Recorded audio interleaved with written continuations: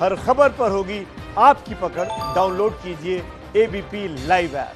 देखिए, नेपाल भारत का भाई है, चीन असल में कसाई है, क्योंकि वो न सिर्फ कर्ज देता है बल्कि चुपके से जमीन काट ले जाता है।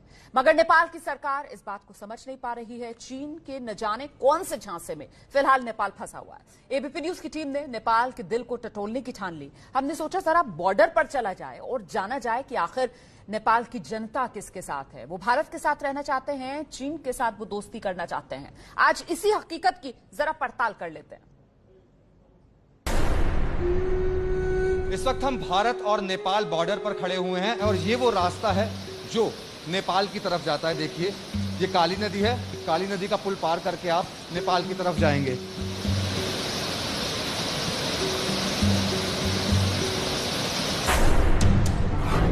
देखिए, नेपाल के सर्लाही जिले के बारी गांव में इस वक्त मैं पहुंची हूं और तमाम लोग यहां पर मेरे आसपास हैं। जी, अभी जो नमक होता है ना, नमक भी इंडिया का ही खाते हैं, इंडिया से ही आता है नमक। आज नेपाल जो है कि हमारा इंडिया का नमक जो है 15 रुपए किलो खाती थी, आज वो अपने देश में 60 रुपए किलो नमक खा रही है।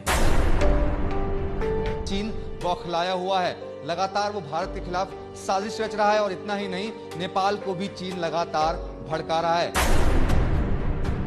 आप हैं तो नेपाली, नेपाल के नागरिक हैं, देश के प्रेम है, देश प्रेम। दिल में क्या बसता है? दिल में तो हम लोग सोचते हैं कि इंडिया हो जाए। आपके दिल में क्या बसता है, भारत की नेपाल?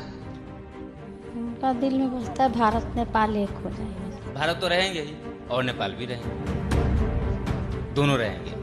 हम ये नहीं बोल रहे कि नहीं रहेंगे, दोनों रहेंगे। मेरे शरीर के अंदर में ना दोनों रहेंगे।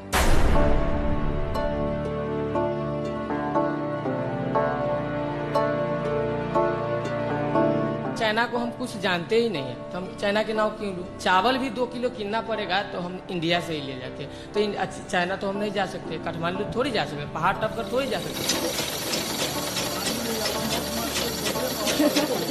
कोई सामान लेना भी होता है, जैसे धागा, छोटा सा धागा है तो नेपाल में जाते तो 7-8 रुपया में मिलता है, इंडिया में जाते तो 3 रुपया में। काम जितना हम सिलाई टेलर मास्टर बने हुए तो हम इंडिया से बने हुए, तो हम कैसे चीन के माने? चीन को तो हमारा कोई सहूलियतें नहीं, तो हम उसको कैसे माने? भारत तो हमेशा दिल में है और दिल में ही रहेगा, तो कभी निकलने की चीज है नहीं, से निकलेगी। ये है असली नेपाल और यही नेपाल हमारा भाई है, और भाई को भाई से लड़ाने वाला चीन ही असली कसाई है।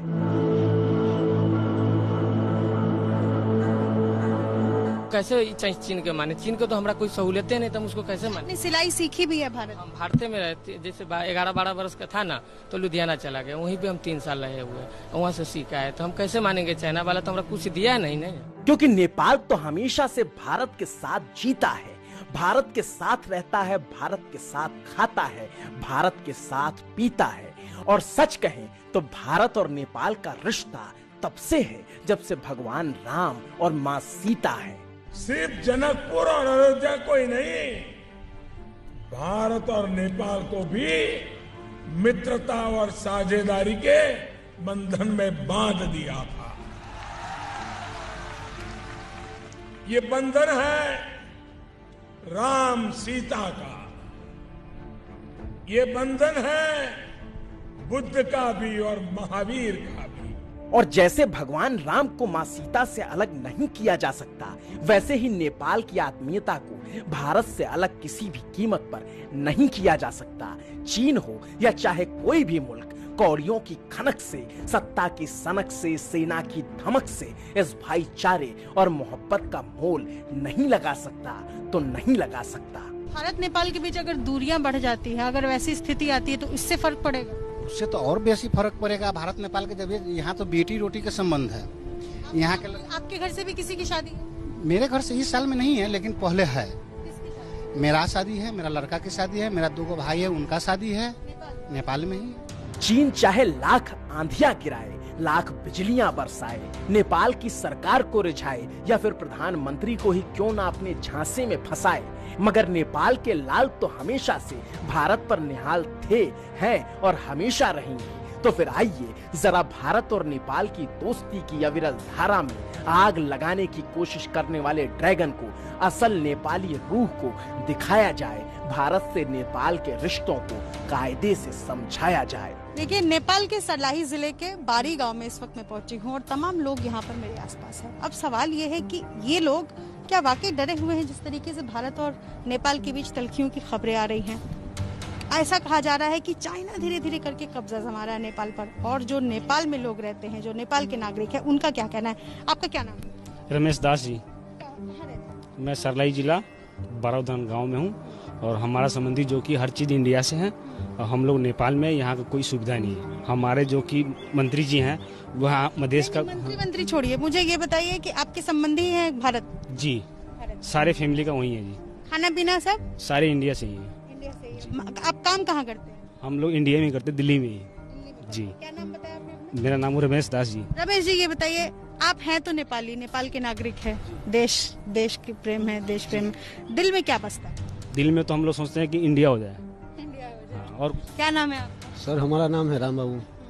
हम भी माने कि भारत से जी रहे हैं, नेपाल में कोई तरीके नहीं है कि हम लोग भी करे कि जो बॉर्डर पे है ना, जो खमा बॉर्डर खोल दे न, खमा है ना पिलर, वो ले जाके मनंगमा में हम और नेपाल में भीतर ले जाके माने कि वो खमा हम के हरा देंगे। अच्छा, आप चाहते हैं आप भारत में चले? भारत में चला जाएंगे। बिहार के सीतामढ़ी के बॉर्डर पर संवाददाता निधि की, साथी सुशील और कैमरामैन विशाल की मौजूदगी है, और ये मौजूदगी इसलिए दर्ज करानी पड़ी क्योंकि नेपाल के हुक्मरान ने जनता के फरमान से इतर चीनी चश्मे को आंखों पर चढ़ाकर मनमानी की है। भारत और नेपाल के जो दिल कभी एक दूसरे से नहीं जुदा हुए, उन्हें अलग करने की बड़ी भारी नादानी की है।